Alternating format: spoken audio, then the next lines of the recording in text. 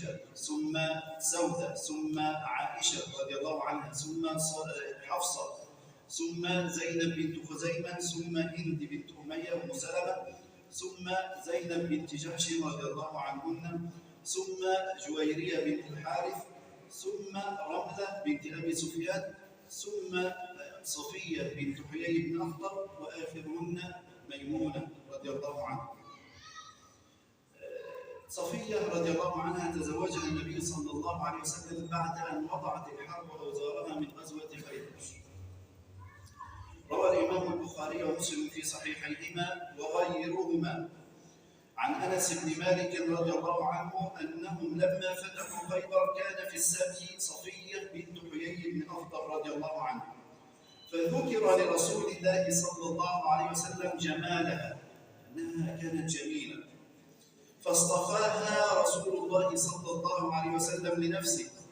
ثم إن النبي صلى الله عليه وسلم خيرها بين أن يعتقها وتكون زوجته أو أن تلحق بأهلها، إما أن أعتقك وتكوني زوجتي أو تلحقي بأهلها، فاختارت رضي الله عنها أن يعتقها النبي صلى الله عليه وسلم وأن تكون زوجته، وكان ذلك مما سبق لها من السعادة في علم الله عز وجل.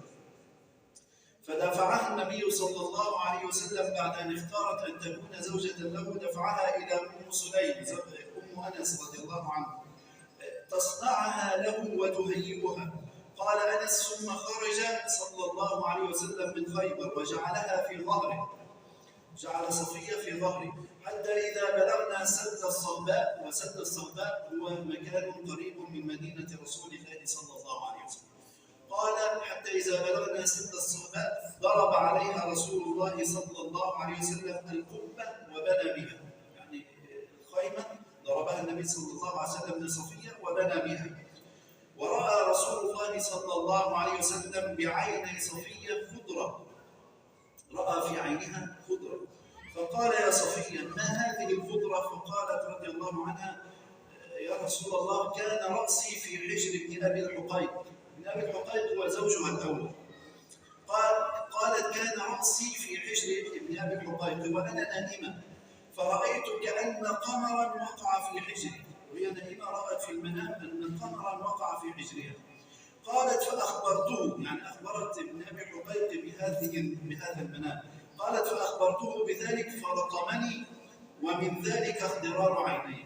لطمها رضي الله عنها لأن زوجها أول رؤيته. وقال لصفية رضي الله عنها حينما بعد ما لطمها قال: تمنينا ملك يثرب، يقصد رسول الله صلى الله عليه وسلم، يعني هذه الرؤيا يؤولها أنها ستكون لرسول الله صلى الله عليه وسلم. قال: تمنينا ملك يثرب، فأول الرؤيا، وكان هذا الذي سبق في علم الله عز وجل أنها ستكون زوجة للنبي صلى الله عليه وسلم. وقالت صفية رضي الله عنها: وكان رسول الله صلى الله عليه وسلم من أبغض الناس إليه. قلت صفية أن رسول الله صلى الله عليه وسلم كان من أبغض الناس إليها. قالت: قتل زوجي وأبي وأخي، فما زال يعتذر إلي، النبي صلى الله عليه وسلم يعتذر إليه ويقول: إن أباك قلم علي العرب وفعل وفعل. قالت: فما زال يعتذر إلي ويشرح لها ما بدر من أبيها. قالت: حتى ذهب ذلك من نفسه، يعني ذهب كره النبي صلى الله عليه وسلم من نفسه.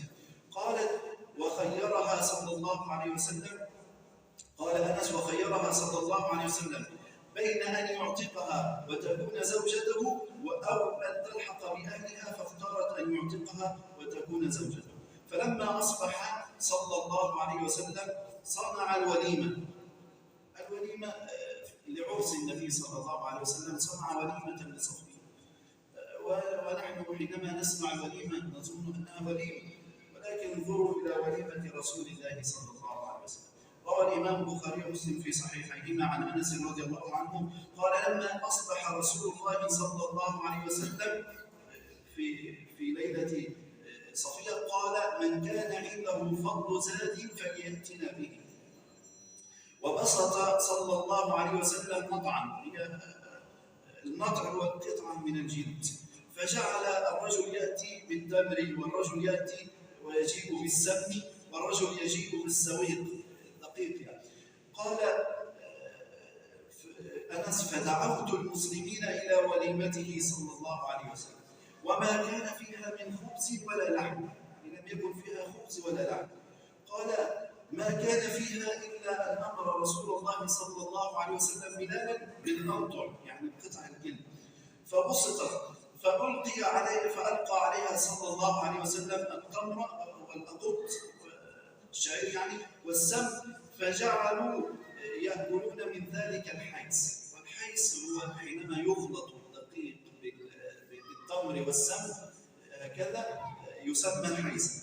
فجعلوا يأكلون من هذا الحيس ويشربون من حياض إلى جنبهم من ماء السماء، يعني سقط ماء السماء في حياض ويأكلون الحيس ويشربون من هذا الماء.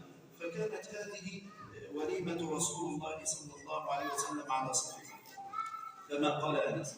وأقام رسول الله صلى الله عليه وسلم على صفية بطريق خيبر 3 أيام حين عرس بها.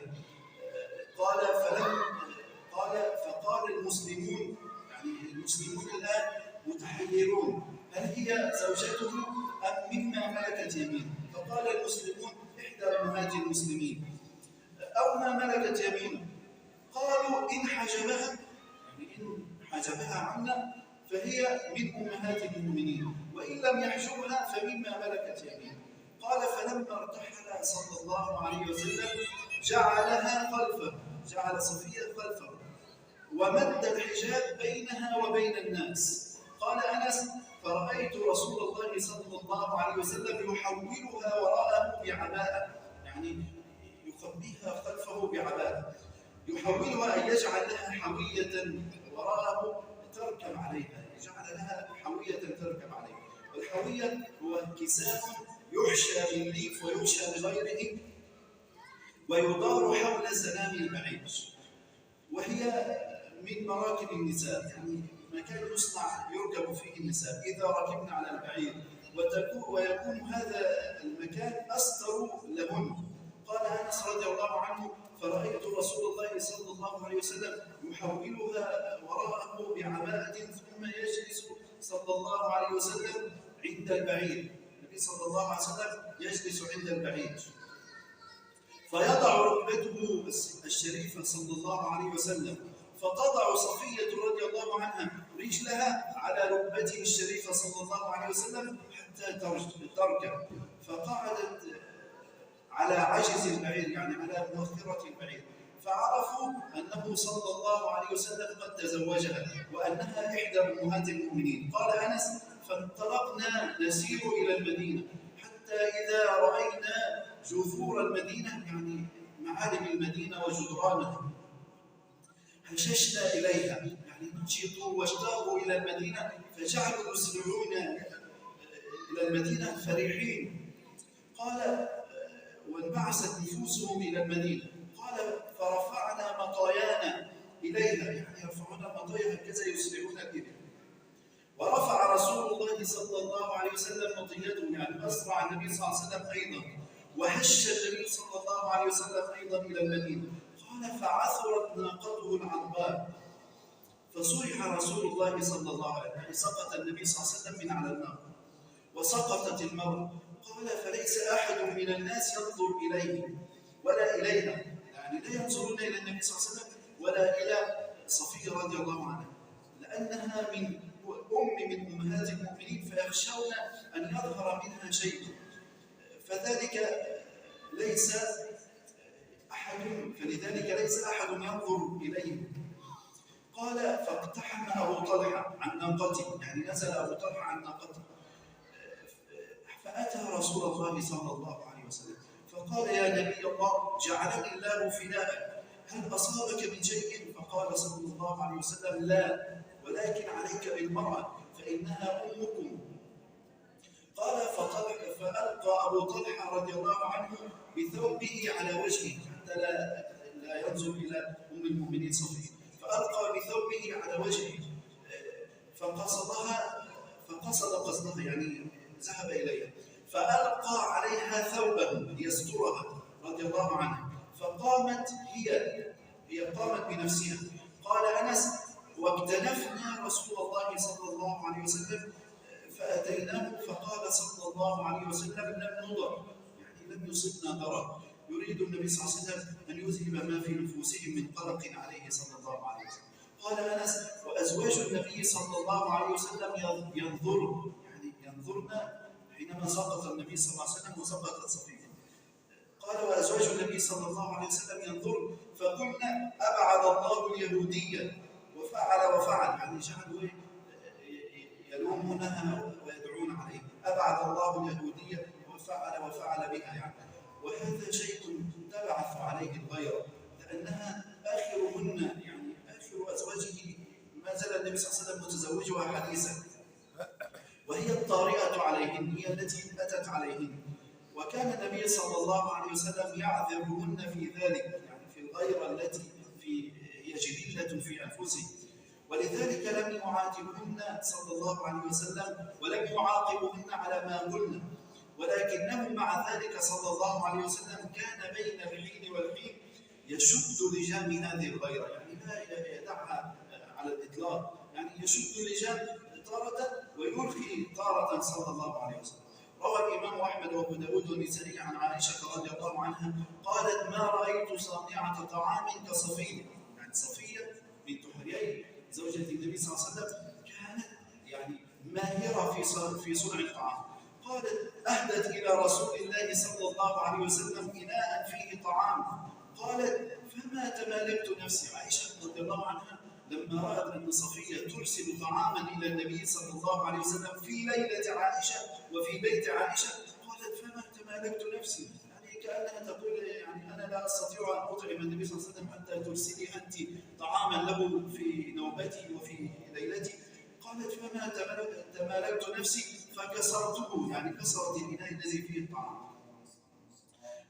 ثم إن عائشة رضي الله عنها يعني قالت للنبي صلى الله عليه وسلم بعد أن أحست أنها فعلت شيئا ما ينبغي أن تفعله، قالت: يا رسول الله ما كفارته؟ قال صلى الله عليه وسلم: إناء بإناء وطعام بطعام، يعني إناء المكان الذي كسرتيه أن ترسلي إليها إناء سليما، وطعام بدل الذي طرحتيه على الأرض أن ترسلي إليها طعاما بدلا منه.